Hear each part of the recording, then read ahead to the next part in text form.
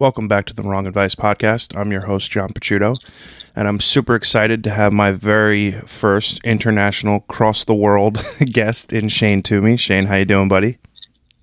I'm doing well, man. How are you? I'm good, thanks. Shane, why don't you introduce yourself to the listeners? Yeah, for sure. My name is Shane. I'm originally from the southwest suburbs of Chicago, but for the last almost 2 years, I've been living on a small island in Japan. And I'm out here teaching English, helping teach English. And I also make custom clothes under the brand name Infamous. And that's basically who I am, what I do. Very cool, man. Very cool. Obviously, it is quite a journey from southwest suburbs of Chicago to Japan.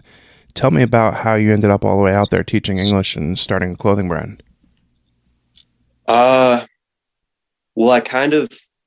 Ever since college started, I've been gradually moving further and further from my home. Yeah. So my first jump was actually going to college, and I went to the Minneapolis College of Art and Design.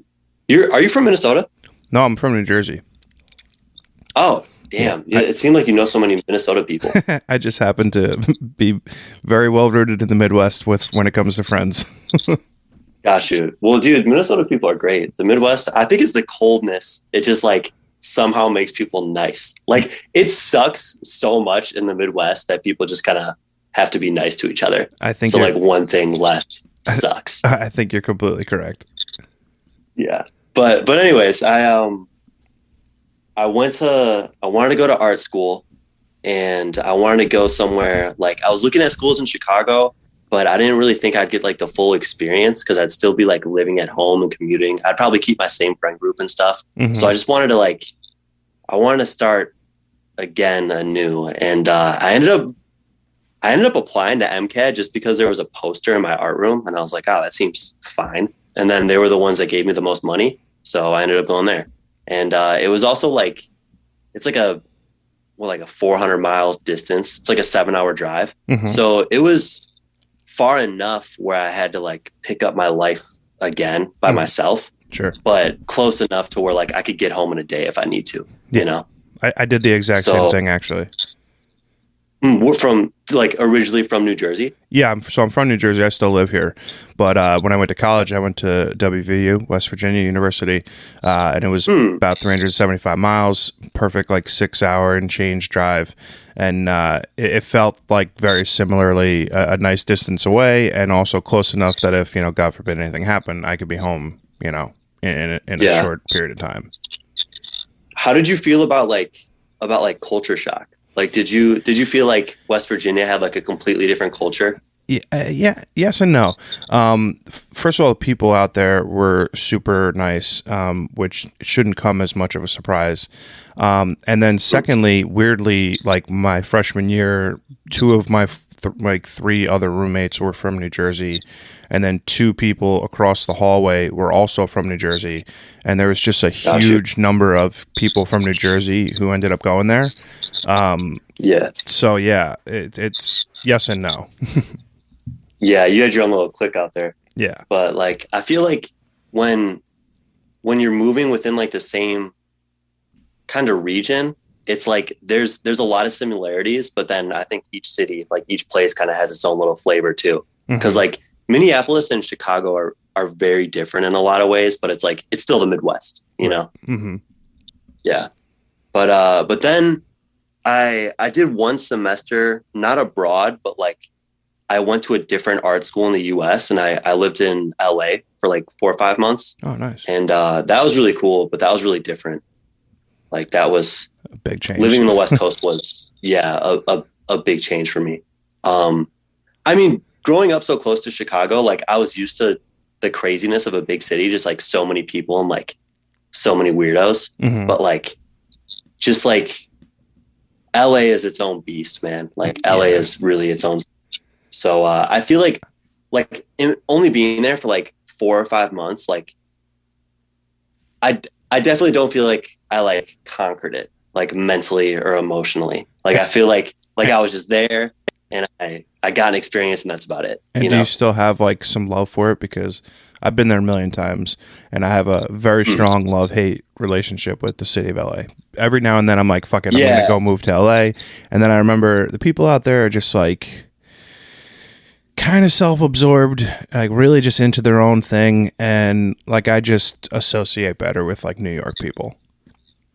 yeah, yeah. I've only been to New York once, and it was for like a weekend, but it felt like me having an interest in fashion and just kind of like branching that out to like being a lifestyle. Like it felt like LA is just so like flashy and in your face, and like everybody like feels this need that they have to be someone. But Hmm. New York felt like a lot more authentic. Like New York felt like people in New York are fly as fuck. And it's not because they're trying to be. Like it's just like in them, you Yeah, know? I, So I I agree. New York has like a completely different vibe. And like LA, I have so much love for LA. Like it's such a fun place. Um, it just felt like it just felt so busy, and like I felt like it was hard to maintain friendships there because of like everybody is just so busy all the time and everything is so far away. Like you have to plan your day of being in like one area Yeah, because like transportation is like impossible there. yeah, it really So is. So you go from so yeah. should you go from 4 or 5 months in LA and then immediately out to Japan, or how does that kind of evolve? No, I went back to I went back to Minneapolis after. So this is like my third year of school, I think. Hmm. Like the second semester of my third year. So then I came back to Minneapolis for like a full year, and and then I went to Japan. And another big thing is in my second year of college, I went with my friend to Nepal. Oh wow. Like yeah, we went on it was his thing, but then he told me about it and I was like, dude, can I join you? And what we did was we then this friend is Miles Phillips, by the way. Shout out Miles Phillips. He's a super talented dude, great photographer and a great friend. So I just want to shout that dude out. Awesome. But he was going there to volunteer for a program called All Hands. And what they do is disaster relief. And Hmm. there was really bad earthquakes in Nepal like some years ago. Right. And the program was rebuilding schools. So you sign up, and if you get accepted, there's no fees. A lot of volunteer programs are like pretty expensive, Hmm. but this one had no fees, and you didn't really need any experience or anything.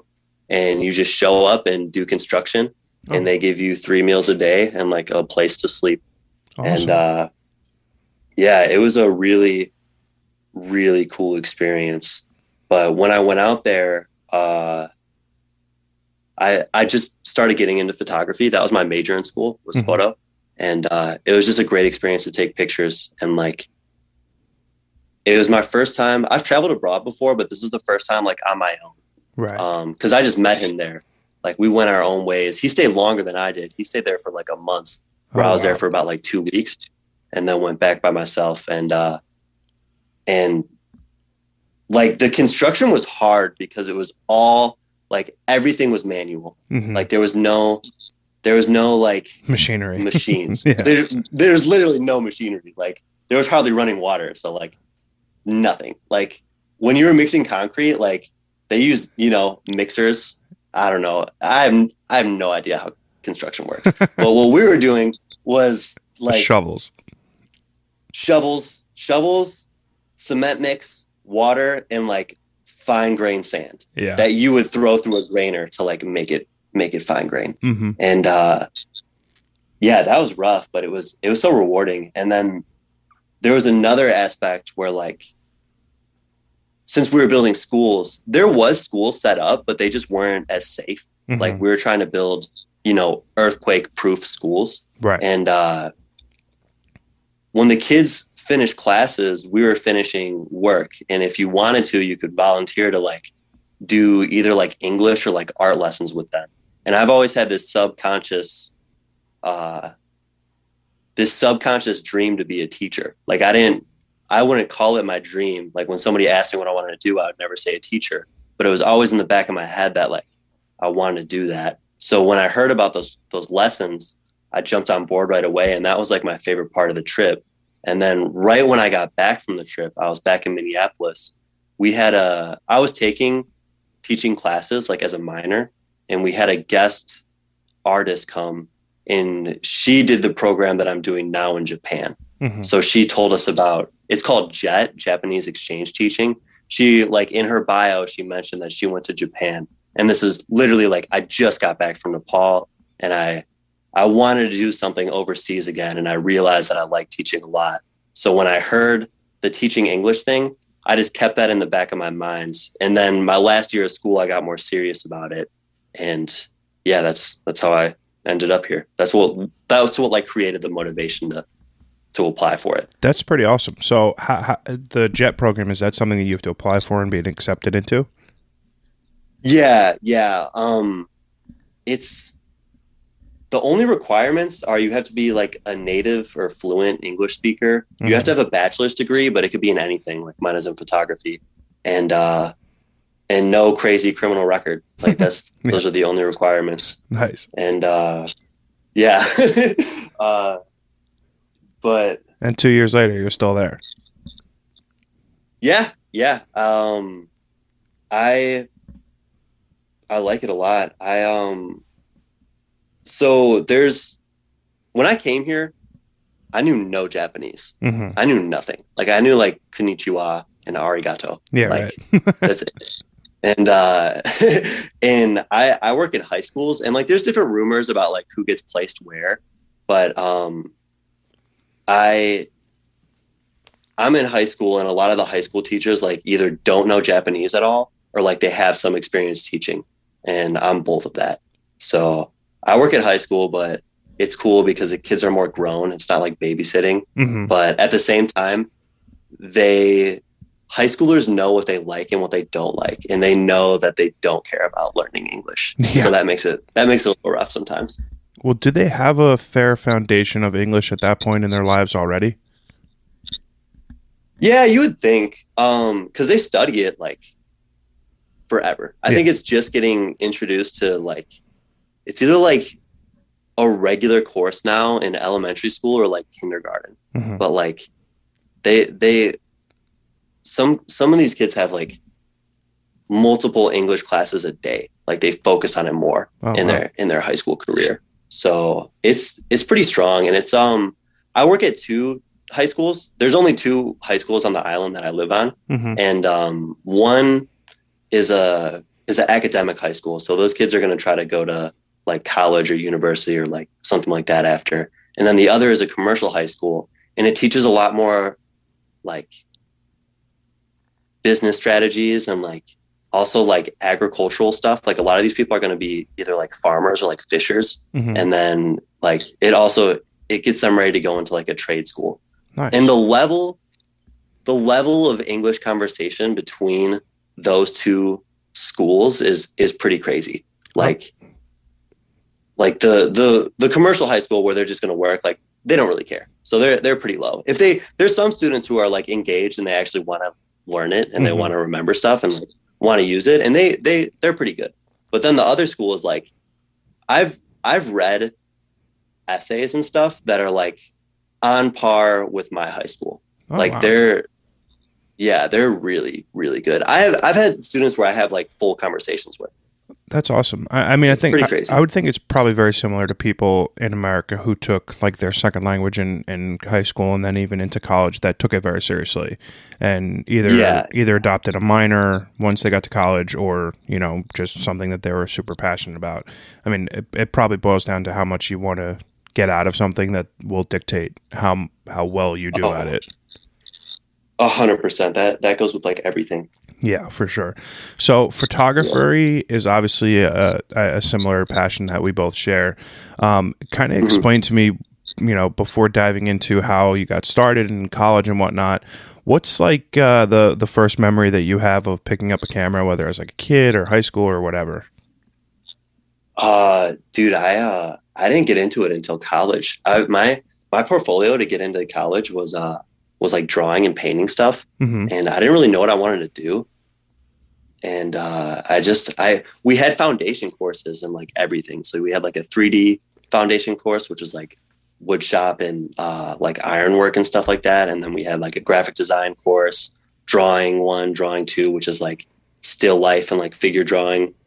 And then we had media, which is like a little bit of video and photography. And I just remember having the most fun doing my photography assignments. Like I moved to Minneapolis not knowing anybody, and I used the camera as a way of like just getting around the city and like having experiences. And I quickly kind of became known as the kid to hit up if you were trying to like find spots in Minneapolis, like cool spots, because I was just out there searching. Nice. And like, yeah, that's how I got into it. I was a big, like, I kind of had that like urban explorer tip that a lot of people get into. I had a big rooftop phase where I was just like trying to get on rooftops like a motherfucker. And like, you know, like I definitely went through stages of photography, but then when I started doing like analog, when I was doing like film stuff, that's when I kind of became like a technical like nerd. And yeah, it's funny to talk about it because it seems like a distant memory, because now I like barely take pictures. I like my cameras don't even work. I got like one 35 millimeter that the light meter's busted, and my DSLR just like took a dump on me. So I just use my phone for everything. That's so funny. I too got into it super late in life, and you know, even post college, I didn't pick up a camera until probably like my late 20s, and it's really only been like in the last 4 or 5 years that it's been something that I've really, really, you know, put a lot of effort into. But it's funny because like you know, you mentioned your camera's broken and your DSLR doesn't work. I've got like, I was talking to our mutual friend Tyler James about this recently. Yeah. I've got this huge problem where like every couple years I change up my gear for no reason. So like I started off similarly. I think my first DSLR was like, I don't know, the Canon 60D or 80D or one of those, you know, just medium spec cost cameras and a couple lenses. And then I was like, well, you know, I'm not really doing landscape or like portraiture. I'm super into street photography. So I bought the Fuji X100F. This is probably like 3 to 5 years ago. And I love that camera. And then, you know, as you get into like the nuances of photography, it's like, well, you know, I don't really like shooting digital anymore. I want to shoot film because I for a long time was just like, listen, all these pictures I'm taking that I'm storing on my hard drive are going to disappear the second that I die. And then I was like, I'm not like leaving anything behind. So I started shooting film and shooting a fuckload of film. And then I'm spending all this money on film, and like, it's crazy. And recently I just sold my Leica M6, and I'm like going through this transitional phase of like what I'm keeping and what I'm getting rid of. And I sold a couple point and shoots, and it's just funny how much my gear and my like desire to shoot specific things change so often, and especially for someone like you who like started as a photographer and someone who's super passionate about it, and then like you've got your cameras collecting dust now. It's well, I think what you're doing with like buying new gear and stuff is actually a good thing, because it's keeping you excited about it. Like having a new toy to play with is like half the fun of photography. 100%. You know? I completely agree. So my bank account disagrees, like, but I do agree. Yeah, but like experience over money. And like and it's also, damn, I lost my train of thought. I had a bar. That's all right. You want like a different I was gonna say setup. I want to have the tool in my room or my bag that makes me want to go out and make something. And I think I've gotten to the point now where I actually just picked up the X100V. I still have like my Hasselblad 500 cm medium format camera, so I'll use that for portraiture. I've got a Canon EOS R that I'll use for like digital portraiture work and like headshots and whatever else that I'm doing, and then I can use the X100V for street stuff. And I feel like I've kind of hit my stride. I mean, I also have like 20 other fucking 35 millimeter cameras. Like if I could list 100 of them, like it's stupid how many I have, but it's like I still have them if I want to shoot some 35 millimeter. But I think now I've got to the point where like I have the stuff that I think I don't need to do anything else anymore. And then that being said, in a year or two, I'll be like, oh, I need to go buy a Leica MP. Yeah, for sure. Well, it's like they it has such a strong like a different camera, a new lens and stuff. Like it changes your style so much, and it like other people might not realize it, but like you do when you're looking like close up at those photos. Like you realize the little differences, and that's another thing that helps make it exciting. Oh, I completely agree. Completely agree. I one of the reasons I feel like I also probably fell out is because I was going to a school where I could rent all those cameras and I didn't have to pay for them. Oh, nice. And now I don't. Yeah. Now I don't go to that school, and I need to buy all that stuff. I really want to buy a medium format camera. I think once I have a medium format film camera, I'll get back into it. I've shot pretty much every single one of them, because again, so like I just have a problem where I'd like that feel the need to try every camera that's out there. I started off with the Mamiya 6, and my god, I love that camera. It was a sweet camera. I really, really liked it. But you know, being that I had the Leica rangefinder, I don't know. It was a little bit too stealthy for me. Like I wanted to be a lot more intentional with my medium format photo work, and I felt like I was shooting 120 as a street photography camera, and that's just stupid and super expensive. And I gotta tell you, the Hasselblad 500 cm or 503 cm, whichever one you can find, is like I get so much joy when I press that shutter release button. It just has the sound that like makes my dreams come true. It is. Oh, nice. It's like clunky. Yeah, it's like clunk, clunk, clunk. Oh, nice. It's amazing.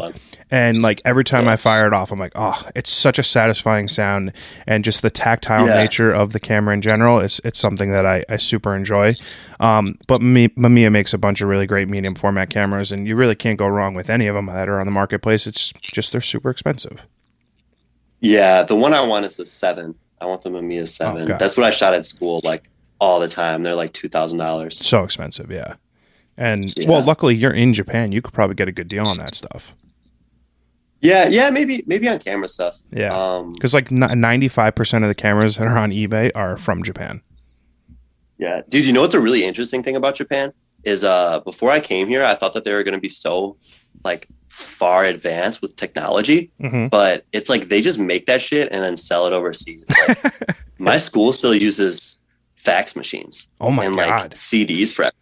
Like they very rarely use like Bluetooth speakers or like like anything, dude. It's insane. I find that incredibly surprising, especially just considering its proximity to like where all that stuff is made. You would think that they would you think about Tokyo and you think that they would have like flying cars and shit, but no, they're still using fax machines. They still have like Blockbuster, dude. There's a video rental store. That's amazing. It makes absolutely no sense that still exists, but that is amazing. Yeah, it's pretty sweet. And like I remember driving past there and I just like saw this family get out of their like minivan and these kids like running into the store, and then I saw that same family like a little bit later at the convenience store and they're getting like ice cream and snacks and shit, and I was like, oh, like that was like such a thick piece of nostalgia that I wouldn't expect to have seen here. I was hanging out with my brother, my sister, and my sister's fiance and my brother's wife last night, and we were doing some drinking and talking about childhood, and Blockbuster came up, and it's just so funny how when you were a kid, it's like, oh, Friday night, like, Dad's going to take us to Blockbuster. We're going to pick a movie. Yeah. We're going to get a fucking microwavable popcorn, some candy, and we're going to watch something. And it's like, I miss that. It's not a thing anymore. And there's streaming services. They drop movies, whatever day of the week, and you could pay your $20 and watch it from home. But that feeling of walking up and down the shelves at Blockbuster and then like finding some random new candy that came out, and like, I don't know, we were definitely FOMOing a little bit about that for sure. Yeah. Well, it's a whole ritual. And like when I think about Blockbuster, I feel like I could smell it. I know. That's so funny. That is so funny. Oh man, such a hilarious. Oh, yeah, totally nostalgic. So from fucking Midwest Minneapolis to LA to Japan, cameras, teaching English. Tell me about your clothing brand. How did that kind of get started? Obviously, we're mutuals on Instagram, and I've stalked your shit, and it's fucking really cool stuff. So what kind of? Thank you, man. Oh, no problem. What kind of inspired you to start the label, and what is like your intentionality behind the pieces that you make? So first of all, technically speaking, a part of the reason. So when I went to college, I didn't really have any desired outcome. I just had gotten over some like my early high school was probably the roughest patch of my life. And then I was coming out of that and like the end of my high school years. And I was making a lot of stuff. Like I was very creative at that time, but just like drawing, painting, just like doing shit. And that's what led me into school. And like I had in the back of my mind, like I either want to be a tattoo artist or I want to make clothes. Sweet. And there was screen printing classes and stuff, but they were really hard to get into, and they were like more about like the art of printmaking. I just wanted to make fucking t-shirts, and they hated kids like me who just wanted to come in there and make t-shirts. And I wasn't really able to get into that, but through photography, which I just did because I enjoyed it. Like the only reason I got into photography, I ended up switching my major to photography, like was just because I had fun doing it. And then we had an alternate process class. And in the alternate process class, I learned cyanotypes, which cyanotypes are like one of the earliest ways of photo making. They're salt-based. It uses chemistry and sunlight to make blueprints. You use a photographic negative because that's layers of black that stops the light and creates the image. So you can make really detailed images on like pretty much anything, on like paper, cotton, like cloth, wood, pretty much whatever. And right when my teacher told me that, I was like, if you do this on cloth, like how long does it stay? And he was like, oh, it's permanent. I was like, could you do it on clothing? He was like, yeah, probably. And then from that point, I just started experimenting until I got my process down, which is like, I had the images that I want to put onto a shirt. I cut out fabric first. I soak the fabric in the chemistry. I make the print and then I sew it on. I don't do direct printing onto the clothing because I feel it's more, I think the longevity is better and like the image looks better when I do it on a separate piece of cotton. Mm-hmm. And then for imagery, like that's always kind of changing. Sometimes I do customs for people where it's like just stuff that they like. Mm-hmm. But lately I've been trying to have pieces that are more consistent, where it's like I have like one idea that I express through like multiple images in this one piece. Mm-hmm. And sometimes it's just shit that I like. Sometimes I see a painting and I'm like, that is a really dope painting. I want to put that on a hoodie. Or sometimes I see clothes that I can't afford that I like the Supreme Akira collab. Oh my God. Yeah. That shit is like thousands of dollars. Yeah. And I'm like, wait, I could just make my own Akira clothes and I could probably make it like way doper than this. So that's been my motivation. That's pretty awesome. I mean, it is unlike any other pieces of clothing that I've seen, and I'm super into streetwear. I've got a ton of Kith, and I don't really fuck with... Oh, nice. Yeah, dude, damn, Kith is dope. Yeah. I don't fuck with Supreme so much. I don't know. They do all those cross collaborations with so many different brands. I just feel like, who is Supreme other than like a logo? Like, I don't know. Yeah, for sure. I like the... And I totally understand the hate on Supreme because of how like big it got. Yeah. But like Supreme, dude, I was buying Supreme when I was 14, 15, I was selling weed and buying Supreme. And that was when like shit wouldn't sell out. Like you could get it like a week later. I mean, like, huge I was regret into Supreme for like a minute. Huge regret that I wasn't into it at a younger age, because that shit would be worth fucking so much money now. And I still get like, you know, I happen to like the story behind Kith. I like the dude who created the brand. I like how he kind of got started. Oh, yeah. And I like a lot of his collaborations. I think are tastefully done and like artistically pretty great. But again, it's like I'm spending $240 fucking dollars on a hoodie. It's like, dude, it's cotton. It's a fucking hoodie. For sure. But dude, Kith makes some good quality stuff. Oh no, that's a hoodie that's gonna last you, you know. Oh, for sure. And I've gotten to the point, and one of the reasons why I super appreciate the clothing that you're making is I've gotten to the point where I'm trying to pare down my wardrobe as much as possible and have like very specific number of pieces, you know, crew neck hoodies, t-shirts, I've got like fucking 1,000 t-shirts. It's like, I'm never going to wear all these t-shirts. So I'm starting to try to be super intentional on what I keep, pants wise and shoes wise. I've got a 100 plus sneaker collection. It's like, I've got too much of everything, and it's time to pare down. That being said, I'm definitely going to have to cop something from you. Oh, for sure. Thanks, man. Yeah.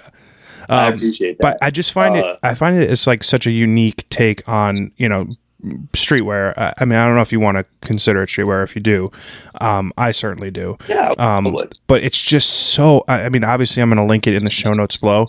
It's just so unique and just like, I don't know. I'm lost on the words and how to describe the coolness of it and like the uniqueness of the look and feel of the cyano, whatever it's called. It's just dope. Cyanotype. Yeah. Thank you. Yeah, dude, just today, because I don't know of anybody else who's doing this. Like, I've never seen anybody else doing cyanotype stuff, but just today I saw someone on Instagram who's using cyanotypes, and they had about the same. They do it a little bit different. They do direct printing, and they just do like white hoodies with like big portraits of like famous people on it. So they'll do like a Kurt Cobain or like I saw like Caliucci's or like, and I think he does customs, but he made a TikTok video that went viral. We have like about the same amount of followers, but his TikTok video blew up, and I was so jealous. I was looking at this shit so jealous because I've been doing this for a minute. Like, I've been doing this for like almost 2 years now, and I'm like, damn it, like I didn't get picked up like that. But whatever. It's like he's in his own lane, I'm in mine, and like our work looks completely different. We're just using the same method. So like gotta respect the hustle, I think you just touched on something that's super important because it's something that I struggle as a photographer. You look at people, I've gone through this journey for long enough where you see some of your friends blow up and like get huge followings, and it's super hard for me to like, rationalize not caring about that. And like, I'm obviously super happy for everyone that blows up, and like, I'm not jealous. Like, there's a twinge of jealousy, but at the end of the day, I just got to keep reminding myself that like, this is a number on a screen on an application that lives on my phone because I allow it to live there. So like, I totally understand what you're saying, but I think it's like something that we all struggle with in any aspect of our life, like that FOMO and that like, regret or jealousy, from social media. And it's like so toxic that it just sucks. Yeah. That being said, you just need to make a TikTok and go viral. Yeah, for sure. Like I'm always late to things for like, especially like social media. I'm always late to like I get into a social media when it's already like dying. Like I was super late to make MySpace last week.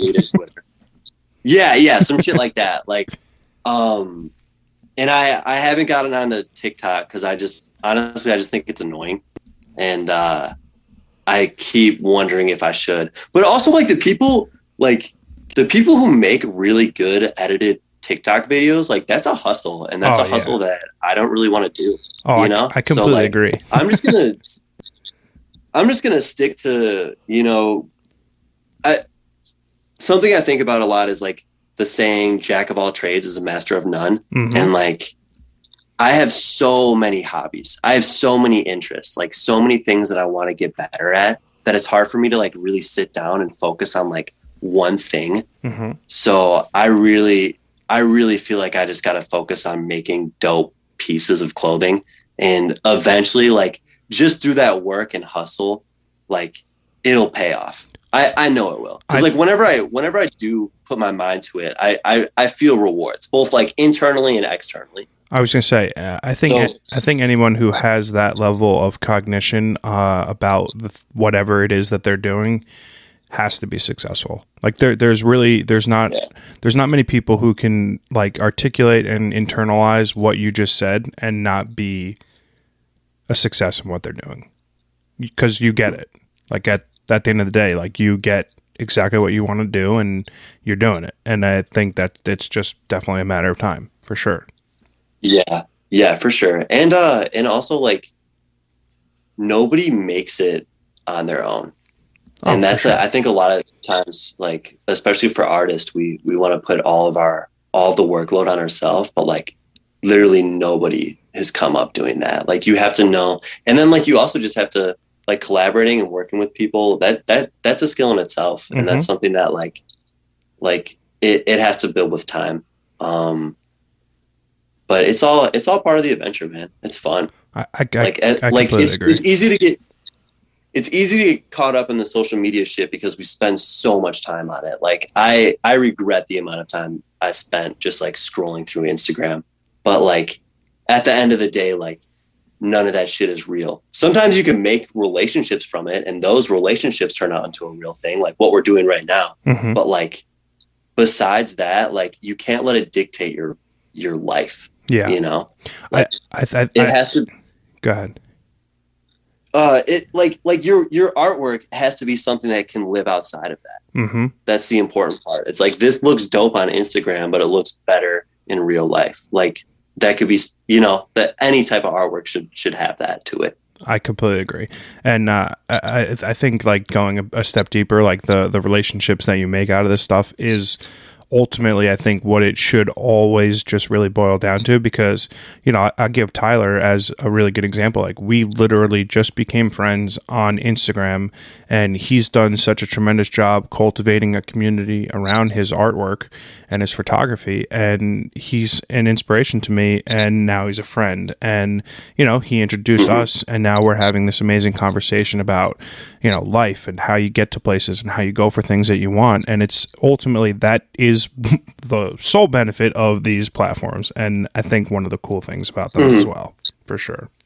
For sure. I like when I was living in Minneapolis for my senior project, my right around graduation, literally the day after graduation, I think I did a fashion show in Minneapolis, and that would not have happened if it wasn't for Instagram. Like I met so many people through Instagram and people sharing my work and stuff like that, that like half of the models, half of the like my stylist I met through Instagram, a lot of the hair and makeup people, like everybody was through that. And like I'm super grateful for that. And dude, I was on my DMs like all day. That was my hustle, man. That was my 9 to 5. It was just like DMing people and like linking stuff up. I feel like I don't have that as much in Japan, but once my Japanese gets better, hopefully I'll get there.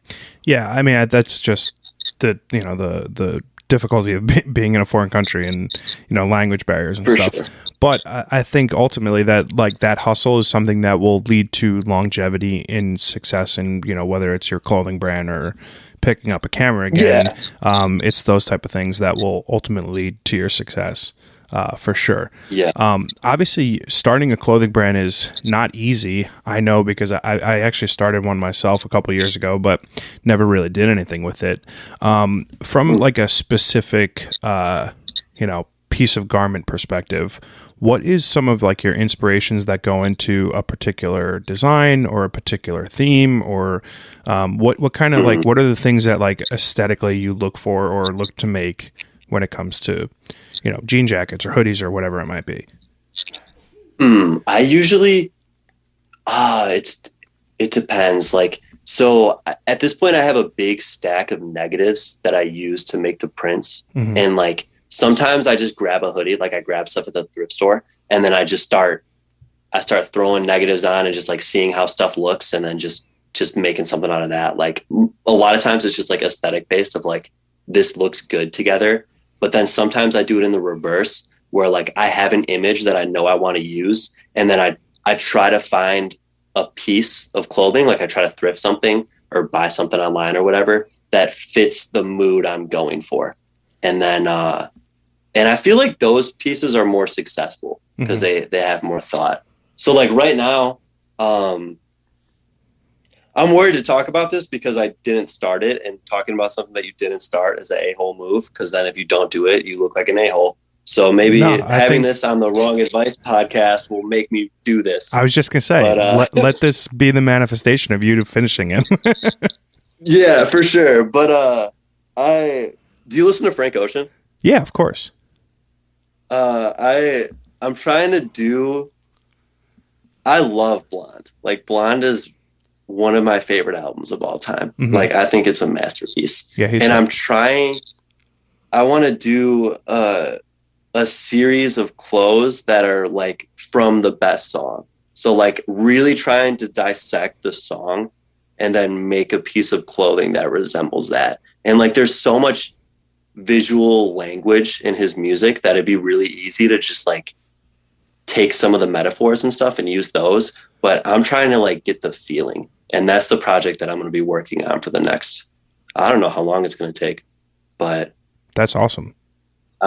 I'm excited about that. So when I did the fashion show, the theme of the fashion show was alchemy. Uh-huh. And alchemy is like the deconstruction and reconstruction of matter mm-hmm. into like rearranging an object. And that's what I felt like I was doing with the clothing. It's like I was rearranging clothing to have this new life. Like I was taking old clothes and giving it this new breath. And I was literally using a chemical process to do this. Mm-hmm. And then the theme of the show and like how the pieces moved was like also kind of an autobiography about myself, of like me breaking down and then building myself back up. And like you could see it through the pieces.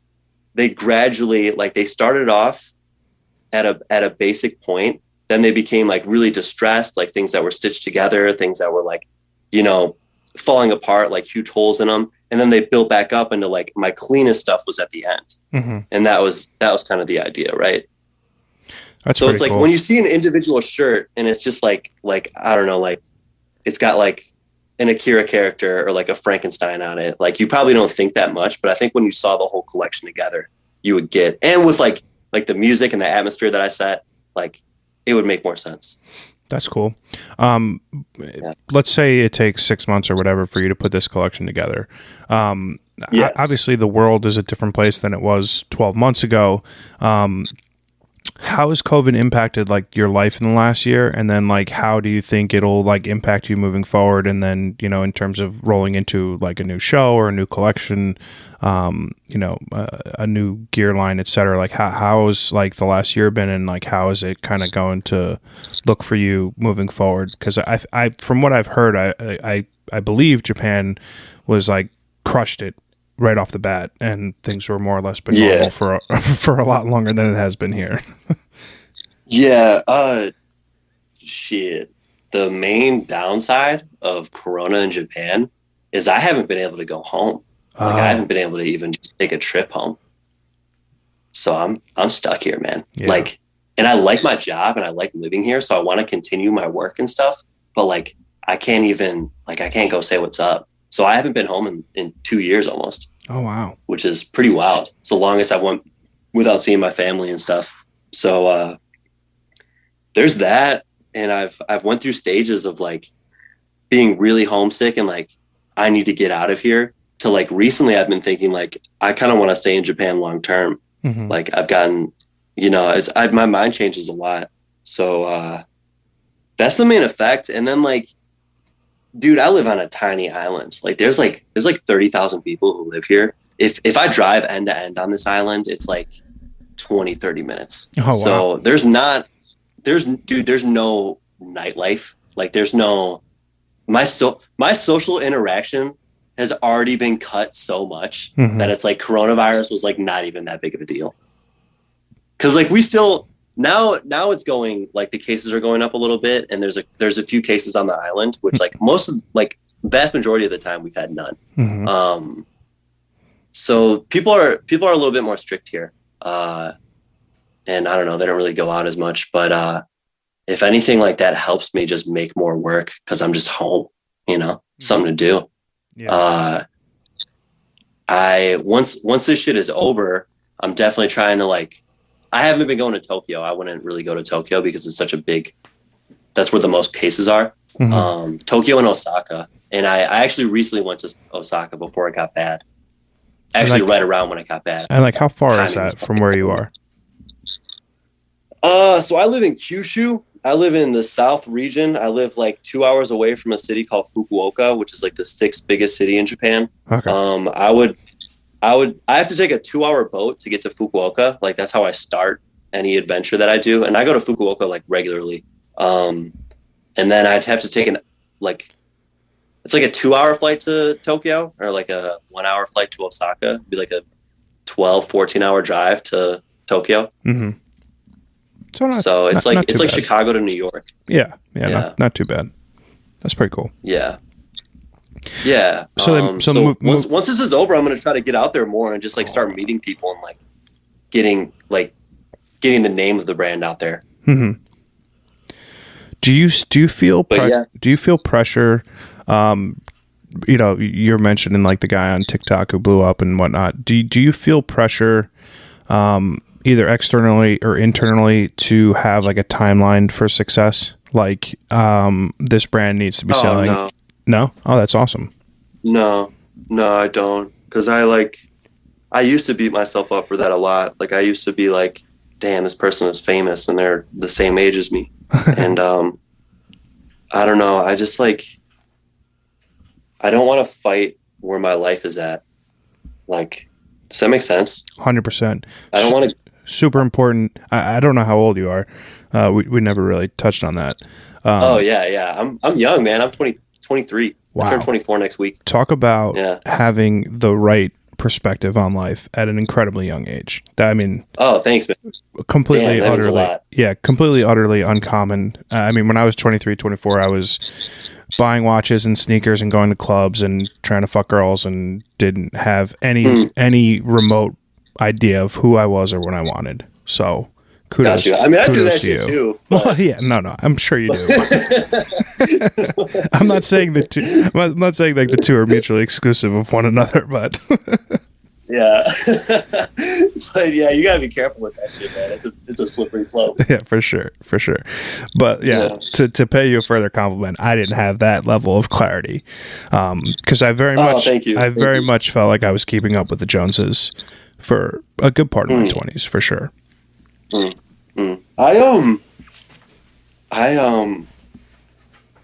Dude, how far are we into this? How much time do we have? We got plenty of time. I mean, we're only 45 minutes in. Okay, cool.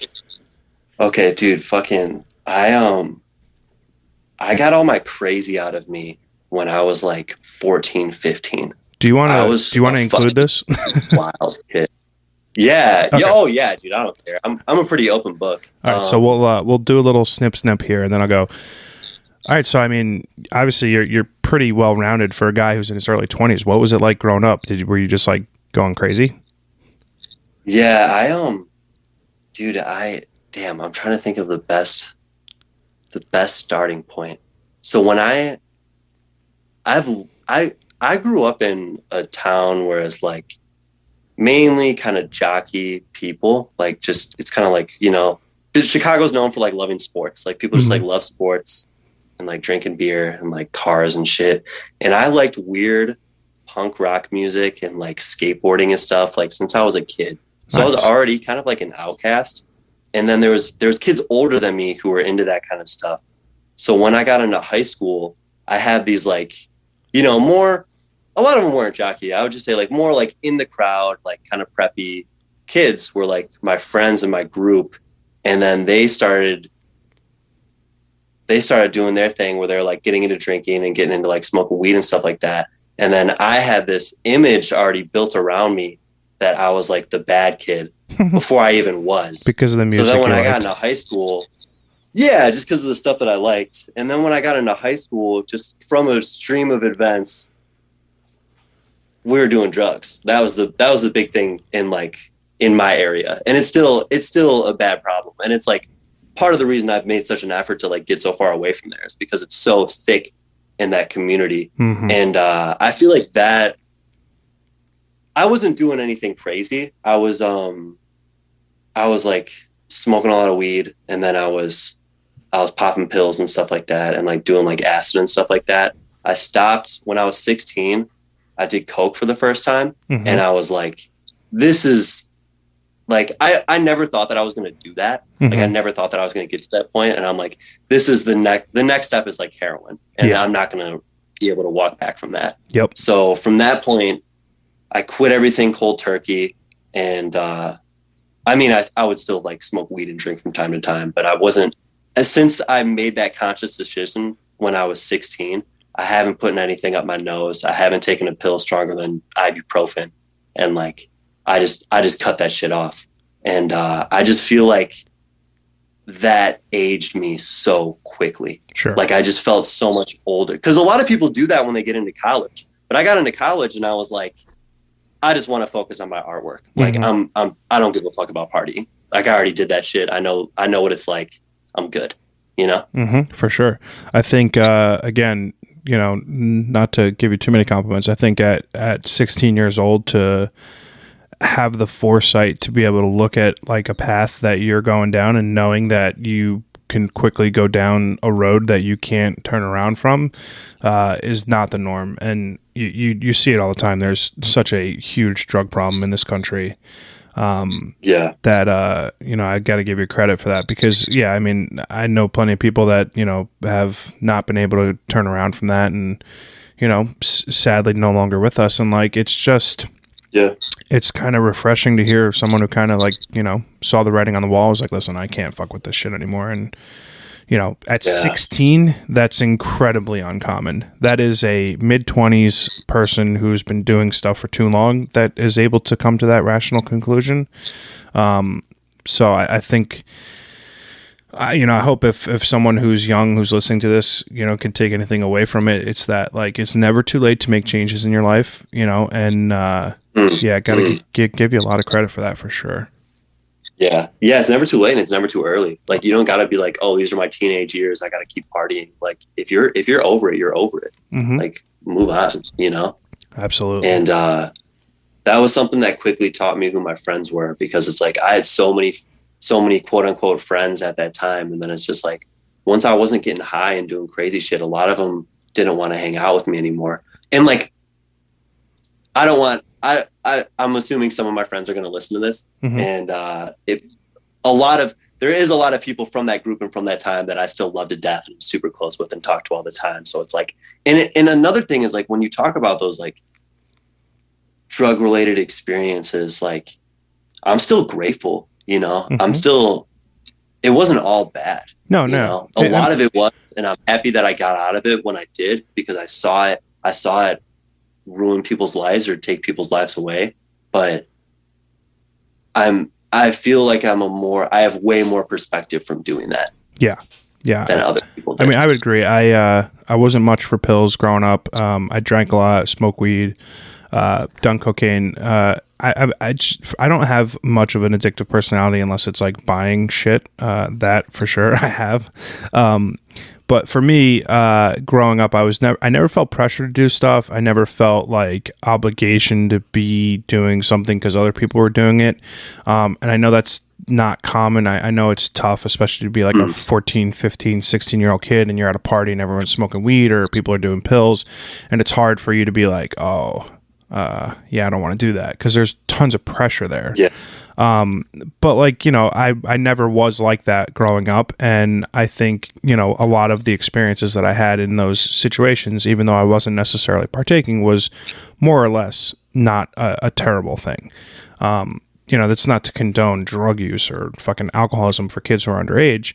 But I think like, part of me thinks that if at a younger age, more kids were like exposed to drinking and a little bit more of that social stuff, there would be less, you know, fatalities in college for kids who never drank in high school. Or, you know, if you know, Dare was like a joke as a kid, like that didn't teach us anything. Oh yeah, it didn't like. Dude, Dare's when I started doing shit. Dare's like, I was like, this shit is lame as fuck. I gotta start doing drugs to like. I was like, oh.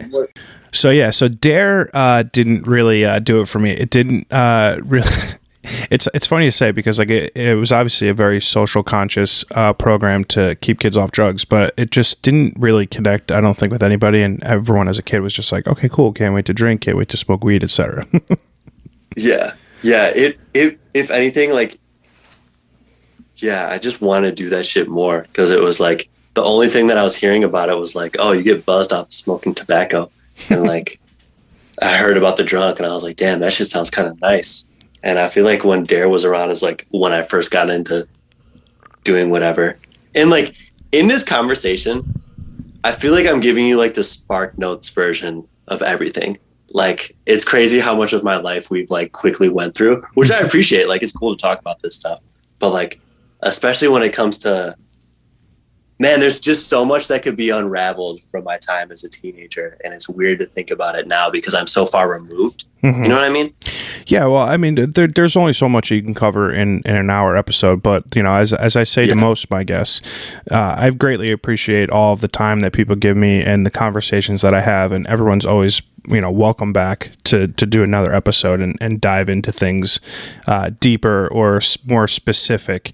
I like ultimately having these kinds of conversations where people can relate to someone as someone who went from, you know, Minneapolis to LA to Japan, starting their own clothing line, to teaching English, you know, kid who did drugs growing up and quickly realized that wasn't necessarily the right path for him. And because these are all relatable themes, and like maybe there's for sure. Yeah, so it's like there's so much that's relatable, and obviously we could spend hours talking about drugs and you know, people who fucked up and like tons of things like that, but you know, that's like definitely a subject for another day. For me, it's like I'm super interested in learning about how a 23 to 24-year-old kid in Japan starting a clothing line, like where do you see yourself 5 years from now? Like what's like the next step? What's the next evolution? Oh, shit, dude. Yeah, like where's that's a good question. Where do you go next? So earlier how we kind of got into talking about all that stuff is you asked me a good question about if I feel like pressure to have been farther, I guess, like been like from seeing that guy on TikTok, if I feel pressure to like, you know, have more success in it than now. And you know, I have a brand, but I'm like, it's nothing crazy. Like I'm only making a couple sales a month. Like it's chill, you know, it's just like my supply and demand is still very low. I'm building up that customer base, but like I'm making stuff and I'm getting it out into the world. So I'm happy about that. But in the next, damn man, I don't know. In the next 5 years, maybe I'll still be in Japan. I think so. Like I like it here. I want to keep teaching English, but I want to move off of this island. So right now my contract is until August of next year to still be working here on this island. And I think I'm going to try to find my same job, like as an assistant language teacher somewhere else in Japan, like a bigger city or something. And I'm just going to keep hustling this clothing thing. Actually, like what I'm trying to get into right now is all of my stuff is one of ones. And like, people will want to buy it because they like the design, but it's like not their size. So I'm going to try to make more like reproducible things. I love the idea of doing a one-on-one. So I'll always have that to like have something unique that no one else has. But I'm going to start making stuff where it's like, if people want it, they can get it, you know? Sure. And I think from that, if I have success in that, then this brand will grow a lot. And I would love to get to the point where it's my sole source of income is just making clothes. That's the dream, right? But we'll see, you know? Is that like is that your biggest dream? Like just to have your brand be huge, or big enough that's manageable, that's, you know, making you money, you're happy, you're content, you're making your stuff that you want to make. Is that like your biggest dream? I guess, man, it's hard. I guess I really have to rethink about what my dream is. Well, because when I was younger, I would say I asked that because you're a very young guy and you have a very worldly perspective, and obviously that comes with traveling a lot and seeing a lot of you know, different places in the world. So it's interesting to me as you know, I'm 35. We're a decade apart, and I'm still to this day evolving as a human and chasing things that I find passionate or that I'm passionate about or that I want to do. So like I didn't have the level of drive or even the interest to chase hobbies or passions when I was 25. So I find it refreshing and also curious, like what the next evolution of your career / life looks like. Dude, I guess I really have to think about it. I've always dreamed of like, when I think about my dream, I want to have a store. Like Mm-hmm. I want to have a storefront, and like I have the logo, like the infamous logo, Mm-hmm. and like when I think about my dream, I just picture that logo like getting hoisted up to be put on the store. Mm-hmm. That's like having that big fucking logo get put on a building, and that's mine. You know, that's my main dream, I guess. And like I think something I've been thinking about recently is like, even if like, I don't know if it's going to become like a worldwide brand. I don't know if I'm going to like get to that point. I don't really care if I do, to be honest. Mm-hmm.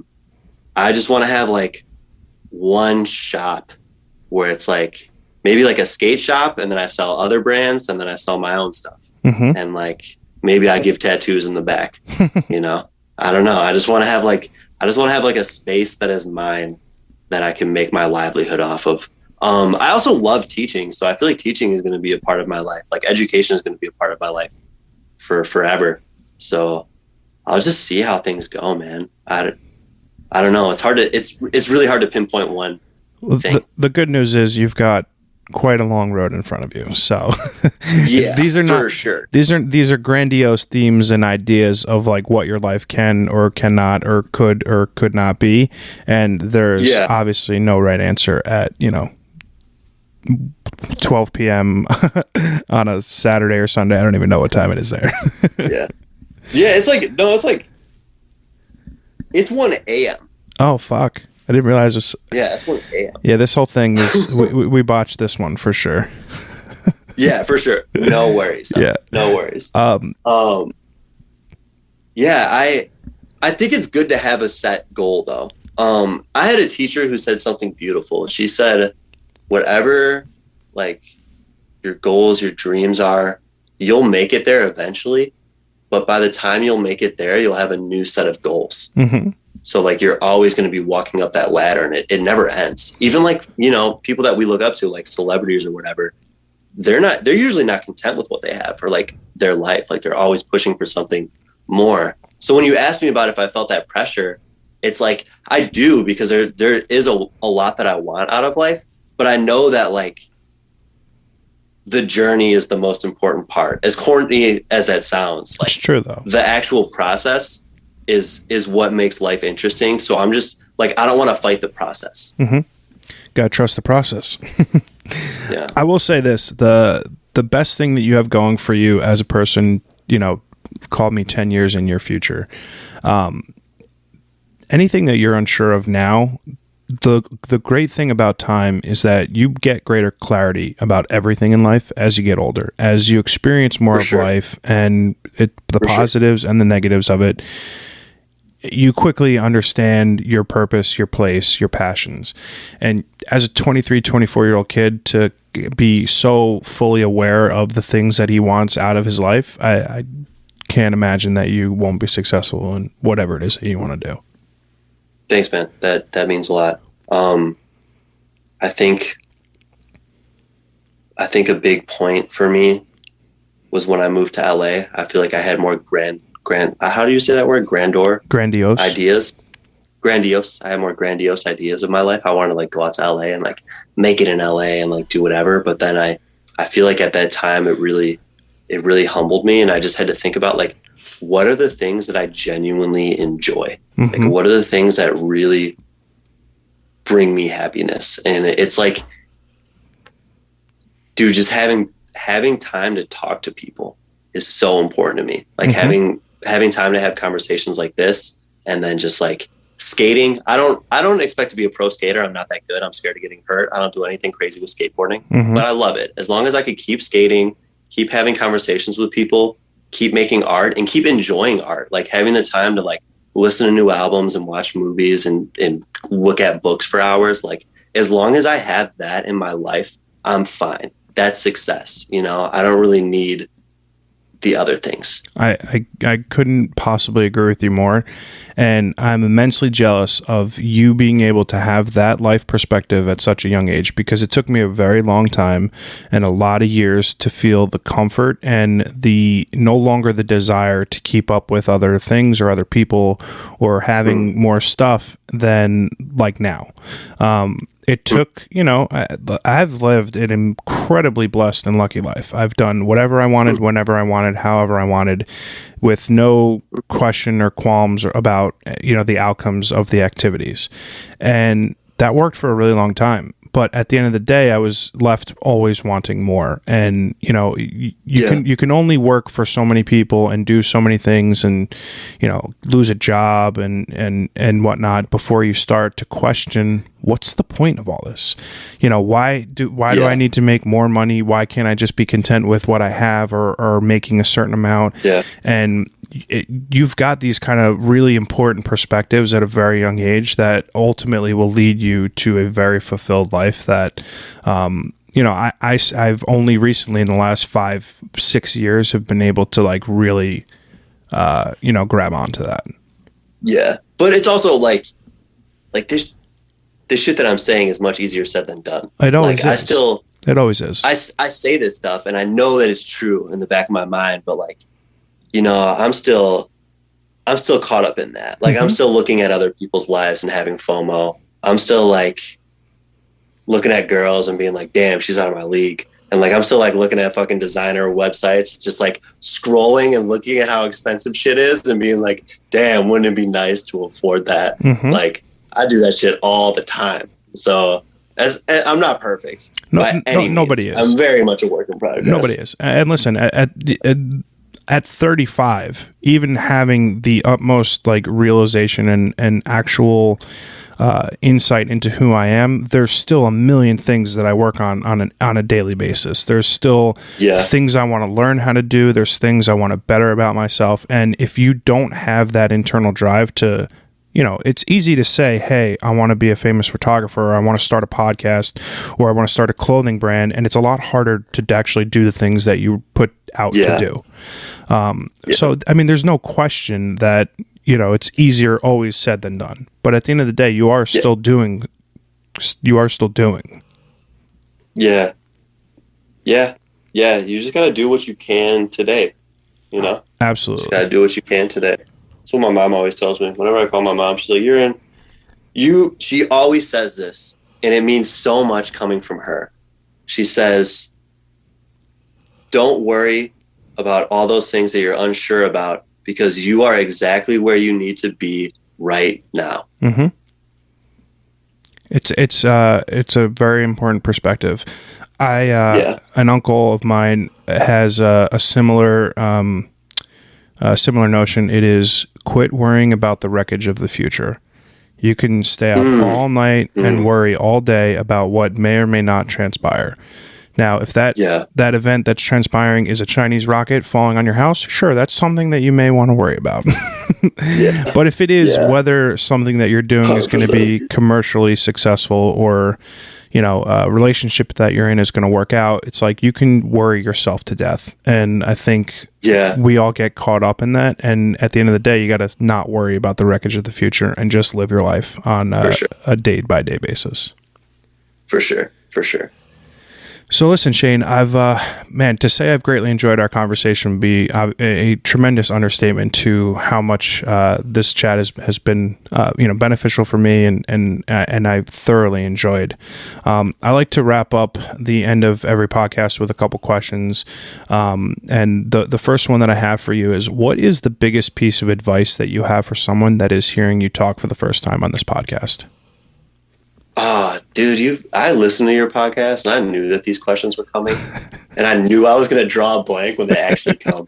The biggest piece of advice I have is everybody tells you that do what makes you happy, but I think that most people don't actually know what makes them happy. So I want you to think about what gives you satisfaction, because that's different from happiness. Like, you could feel happy when you just got some new shoes or like you just had sex with a stranger, like, but that's short lived. Like, actual satisfaction from doing something that you knew, like, you put your effort into, that's what you should be chasing. That's what you should live for, or like not live for, but live towards. I like that. You feel me? Absolutely. What is your favorite book and your favorite movie?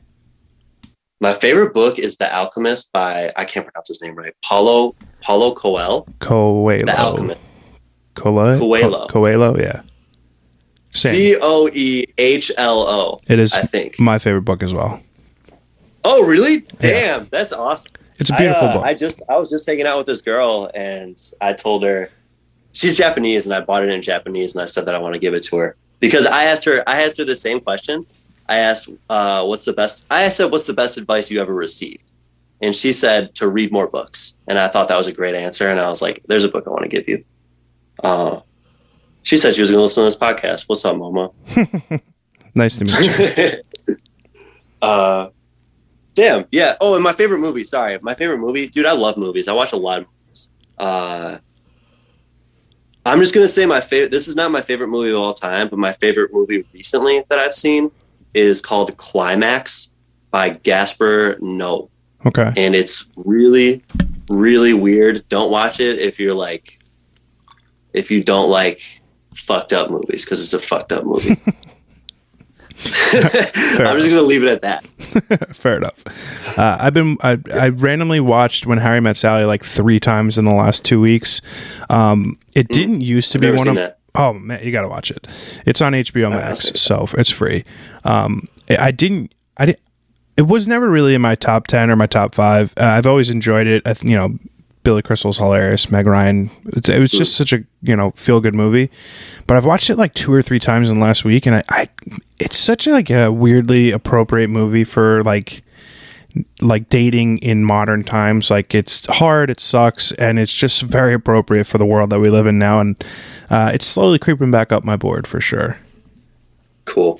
I'll check it out, man. Yeah.